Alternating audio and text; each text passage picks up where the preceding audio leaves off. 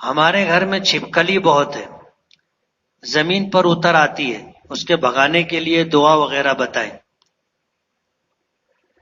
گھروں میں قرآن کریم اور نماز پڑھنے کا معمول بنانا چاہیے، ایک بات۔ دوسری بات، چھپکلی ایک ایسا جانور ہے کہ اس کو مارنے کی اجازت ہے، بلکہ مارنے پر اجر و ثواب ہے۔ تیسری بات یہ کہ کوئی دعا وغیرہ تو نہیں ہے، لیکن یہ کہ مصیبتوں سے، پریشانیوں سے، بلاؤں سے بچنے کے لیے حضور نے ایک دعا بتائی ہے کہ صبح اور شام 3 مرتبہ بسم اللہ الذی لا یضر مع اسمہ شیء فی الارض ولا فی السماء وهو السمیع العلیم پڑھنا چاہیے۔ اور بچپن میں ہم لوگ سنتے تھے ایک ٹوٹکا، انڈا آتا نا، انڈا اس کو لٹکا دینے کا۔ اب چھپکلی چھوٹا انڈا دیتی ہے، چھوٹا انڈا دیتی ہے، وہ اتنا بڑا انڈا دیکھ کے ڈر جاتی ہے۔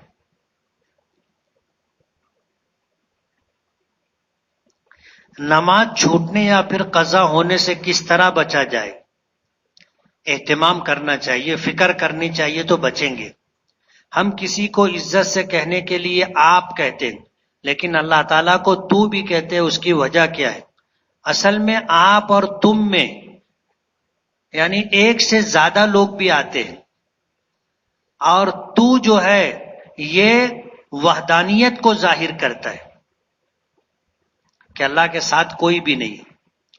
دل کو کس طرح سنوارا اور بنایا جائے کہ وہ ہر وقت اللہ کی یاد میں رہے، اس کے لیے کوشش کرنا چاہیے ہر وقت اللہ کا ذکر کرنے کی۔ جب ہم چلتے پھرتے اٹھتے بیٹھتے اللہ کا ذکر کرتے رہیں گے تو یہ چیز پھر دل تک پہنچے گی اور دل بھی اللہ کو یاد کرنے لگے گا۔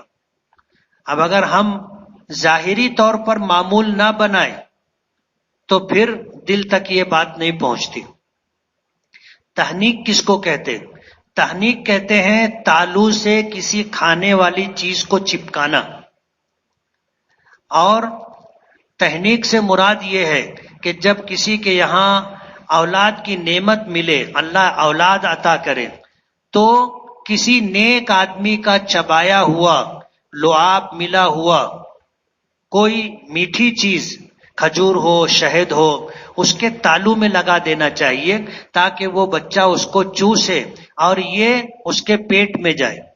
نیک آدمی کا جھوٹا اپنے بچوں کے پیٹ میں جائے، اس کو تحنیک کہتے ہیں۔ نظر اتارنے کے لیے گھروں میں مرچی استعمال کرتے ہیں، یہ کرنا کیسا کر سکتے ہیں؟ یہ بھی ایک طرح کا علاج ہے۔ عیدگاہ ایک راستے سے جائے دوسرے راستے سے لوٹنے کی کیا حکمت ہے؟ تاکہ زیادہ لوگوں کے اوپر مسلمانوں کی ہیبت طاری ہو کہ اتنے ڈھیر لوگ ہیں، یہ راستے والے دیکھے تو دوسرے راستے والے بھی دیکھے نا۔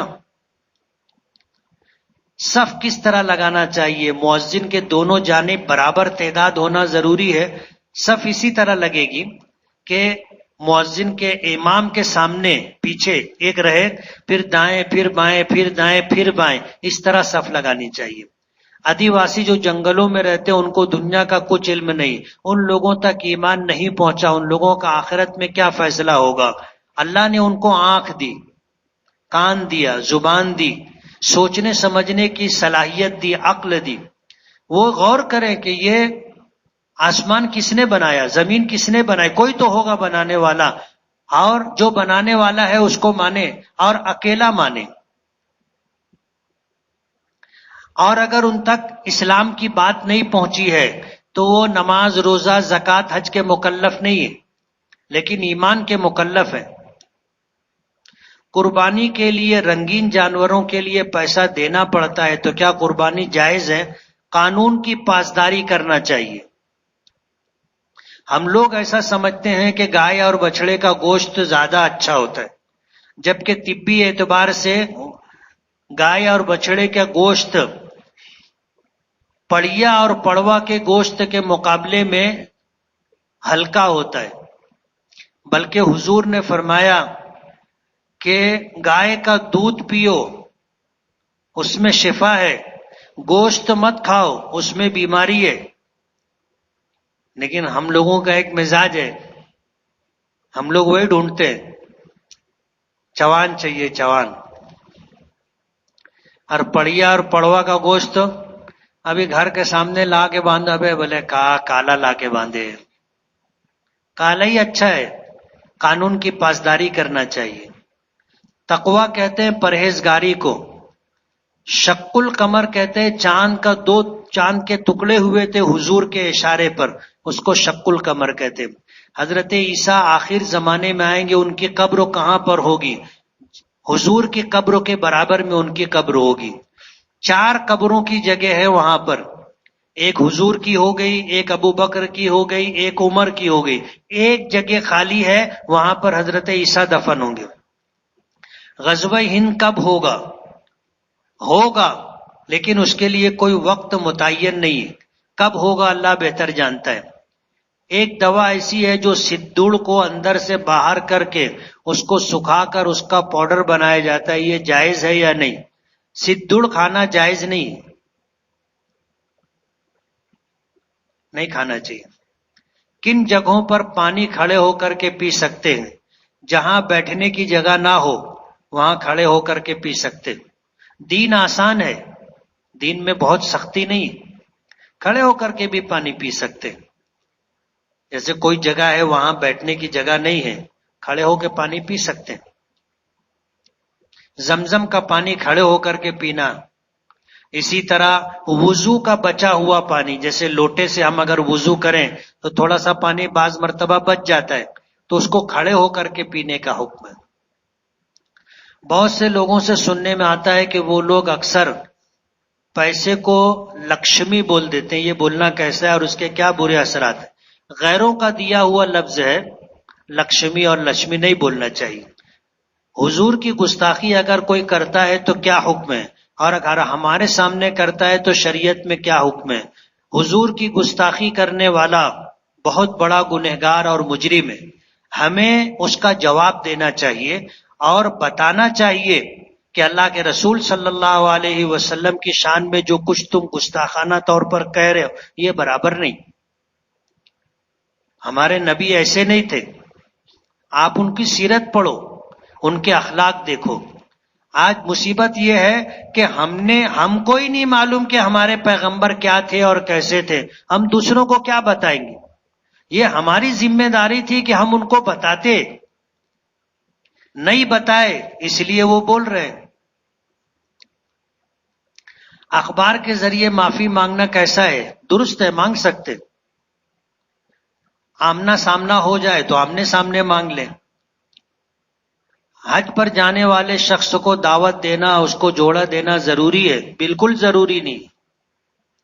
یہ ہم لوگوں نے ایک رسم بنا لی ہے. ظہر کی اذان کے بعد اور جماعت سے پہلے فجر کی قضا پڑھ سکتے. کسی مجلس میں ایک شخص نے نماز پڑھ لی اور آپ کا نام لیا گیا تو کیا نماز میں درود بھیجیں یا سلام پھیرنے کے بعد؟ کالج کا ماحول اس طرح کا ہے کہ وہاں لڑکیوں سے بات کرنے کی ضرورت پڑ جاتی ہے پڑھائی کے تعلق سے، تو کیا نظر کی حفاظت اور نیت کی صفائی کے ساتھ جتنی ضرورت ہو اتنی بات کر سکتے ہیں؟ کر سکتے. تسبیح میں 2 بڑی موتی کیوں ہوتی ہے؟ وہ 33 دانے کو الگ الگ کرنے کے لیے ہوتی ہے نا. فجر کی نماز کے بعد اور عصر کی نماز کے بعد تسبیحات پڑھی جاتی ہے، سبحان اللہ، الحمدللہ، اللہ اکبر. وہ سمجھ میں آئے اس کے لیے. رزق کی تنگی اور پریشانی، بیماری، ڈپریشن، سمجھ میں نہیں آ رہا ہے کیا کروں. صبح اور شام 300 مرتبہ استغفار پڑھنا چاہیے. اور ایک دعا ہے، اللہم انت ربی لا الہ الا انت علیک توکلت وانت رب العرش الکریم ما شاء اللہ کان وما لم یشاء لم یکن ولا حول ولا قوة الا باللہ العلی العظیم. اعلم ان اللہ علی کل شیء قدیر وان اللہ قد احاط بكل شیء علما. اللہم انی اعوذ بک من شر نفسی ومن شر کل دابۃ انت آخذ بناصیتها ان ربی علی صراط مستقیم. ہر نماز کے بعد اس کو پڑھنا چاہیے، یہ سب مصیبت پریشانی دور ہو جائے گی. قربانی، زکوٰۃ، حج کتنے مال پر واجب ہے؟ تینوں کے لیے مقدار الگ الگ ہے. جو آدمی صاحب نصاب ہے اس پر زکوٰۃ اور قربانی دونوں واجب ہے، اور جس کے پاس استطاعت ہے یعنی اتنا مال ہے کہ وہ حج کرنے جا سکے، آ سکے، وہاں قیام کے دوران جتنا خرچ ہے وہ اٹھا سکے، اور جانے اور آنے تک جن کا خرچہ اس کے ذمے ہے اس کا انتظام کر سکے، اس کو استطاعت کہتے. اتنا مال اگر کسی کے پاس ہوگا تو اس پر حج فرض ہوگا. زید کی حیثیت نہیں ہے کہ وہ قربانی کا جانور خریدے، تو کیا وہ قرضہ لے کر قربانی کر سکتا ہے؟ نہیں کرنا چاہیے، نہیں کرنا چاہیے. جب شریعت نے ہم کو تکلیف نہیں دی تو کیوں اپنے آپ کو تکلیف میں ڈال رہے ہو؟ بلا عذر عید الاضحیٰ کی نماز مسجد میں پڑھنا کیسا ہے؟ خلاف سنت ہے. عیب دار جانور اور 2 سال میں ایک دن بھی کم عمر کے جانوروں کی قربانی ہو جائے گی؟ نہیں ہوگی. جانور بے عیب ہونا چاہیے، اور بڑا جانور ہے تو اس کی عمر 2 سال ہونی چاہیے پوری. ایک دن بھی کم ہوگا تو قربانی نہیں ہوگی. یہی وجہ ہے کہ دانت دیکھتے ہیں کہ 2 دانت ہے یا نہیں. 2 دانت ہونے کا مطلب یہ ہے کہ 2 سال کا ہو گیا، لیکن یہ کوئی پکی دلیل نہیں ہے. جو جانور چر کر کے کھاتے ہیں ان کے دانت جلدی گر جاتے ہیں. کیوں؟ وہ زمین سے چارہ نوچتے ہیں، کاٹتے ہیں، تو ان کے دانت جلدی گر جاتے. 2 سال سے پہلے بھی دانت آ جاتے. اور جو جانور گھر پر رہتے ہیں، کھاتے ہیں، چارہ ان کو کاٹ کر دیا جاتا ہے، تو ان کے دانت 2 سال کے بعد گرتے. ابھی تم اپنے گھروں میں دیکھ لو، بچوں کے دانت کسی کو جلدی آ جاتا ہے، کسی کو دیر سے آتا ہے. تو یہ صحیح علامت اور نشانی نہیں ہے. اس لیے بہتر یہ ہے کہ 4 دانت کا جانور لے. کتنے دانت کا؟ 4 دانت کا. لوگ بولتے سیٹ 2 دانت کا ہے، اور ہم ایسا سمجھتے ہیں کہ 2 دانت کا ہے تو اس کو سرخاب کے پر لگے. 2 دانت کا جانور نہیں لینا چاہیے، اس لیے کہ دانت کا ہونا 2 سال ہونے کی پکی دلیل نہیں ہے. اس لیے 4 دانت کا جانور لینا چاہیے. بغیر داڑھی اور پینٹ اور شرٹ پر حضور کے روضے پہ جانا کیسا ہے؟ جا سکتے. وادی جن کیا ہے؟ ایک وادی کا نام ہے. مدینے کے قریب ایک وادی ہے. وادی کہتے ہیں 2 پہاڑوں کے درمیان کا حصہ، جو نشیبی اور گہرا حصہ، اس کو وادی کہتے ہیں. رکوع یا سجدے کی تسبیح 10 سے زیادہ مرتبہ پڑھ سکتے ہیں کیا؟ 100 مرتبہ پڑھ سکتے ہیں. کم سے کم 3 مرتبہ پڑھنا چاہیے، زیادہ کی کوئی حد نہیں. کیا آپ کسی امام حرم سے مصافحہ کیے ہو؟ ہاں کیا ہے. بوری لوگ کے وہاں قربانی ہوتی ہے، تو کیا قربانی کا گوشت گھر پر آتا ہے تو کھا سکتے ہیں؟ کھا سکتے ہیں. قربانی کا نصاب کتنا ہے؟ جو زکوٰۃ کا نصاب ہے وہ قربانی کا ہے.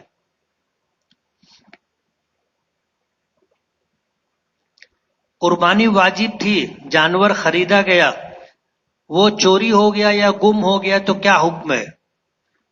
اگر چوری ہو گیا یا گم ہو گیا تو اب تو ہم نے اپنی ذمہ داری پوری کر لی تھی.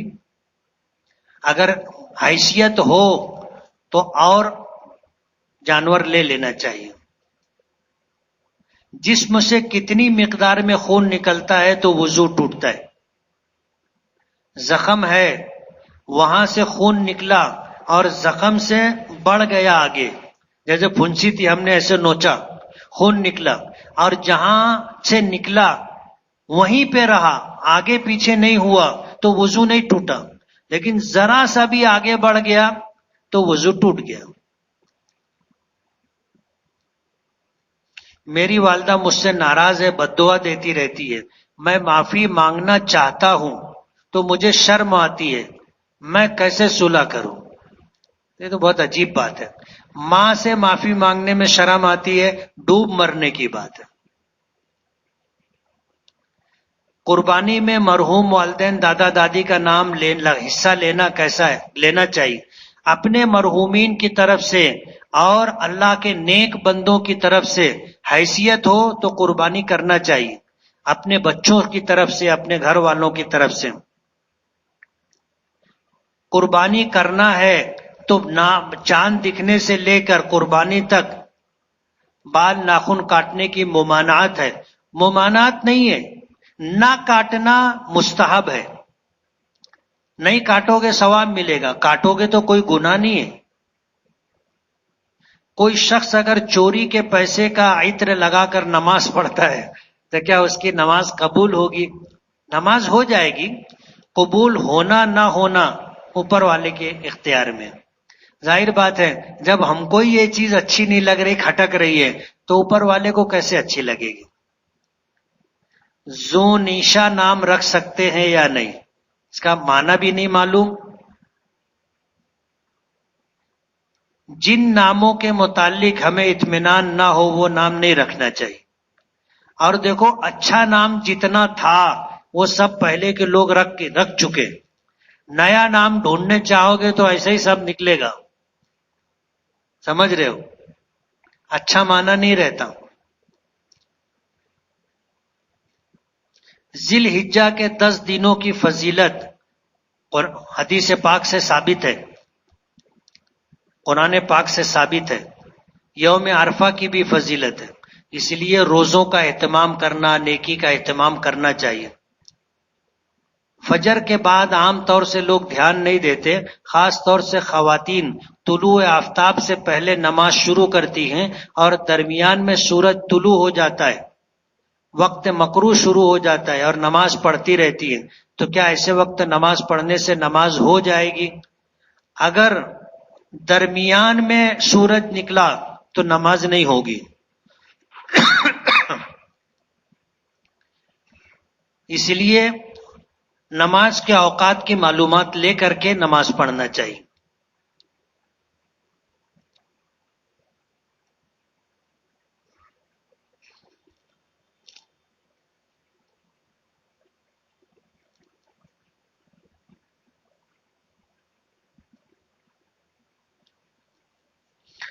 میری 8-9 سال کی نمازیں قضا ہیں، ادا کرنا ہے، تو میں کس طرح کس وقت ادا کروں؟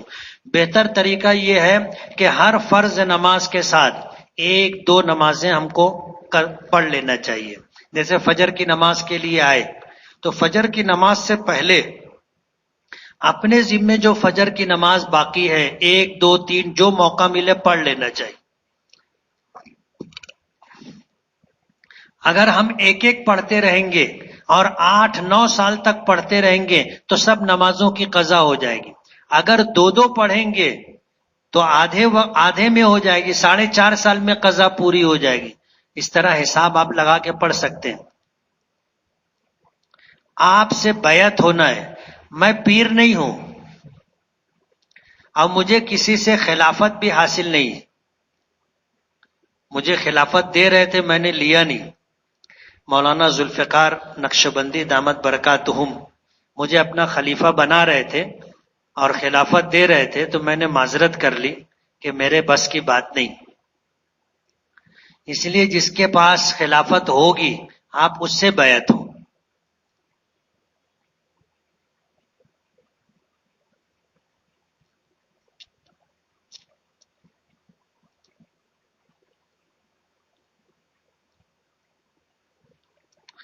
کسی نے پوچھا ہے کہ دارالعلوم ندوۃ العلماء کے موجودہ محتمم حضرت مولانا سعید الرحمان صاحب اعظمی کے والد محترم حضرت مولانا محمد ایوب اعظمی کو نیند میں چلنے کی بیماری تھی؟ ہاں تھی، میں ان کا شاگرد بھی ہوں، ان کا خادم بھی ہوں۔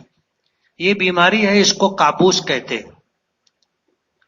آدمی جس طرح بیداری کی حالت میں چلتا ہے ایسے نیند کی حالت میں بھی چلتا ہے، اور جس طرح بیداری کی حالت میں کام کاج کرتا ہے نیند کی حالت میں بھی وہ سب کام کاج کر لیتا ہے۔ اس کو ایک کابوس کہتے ہیں، یہ بیماری ہے۔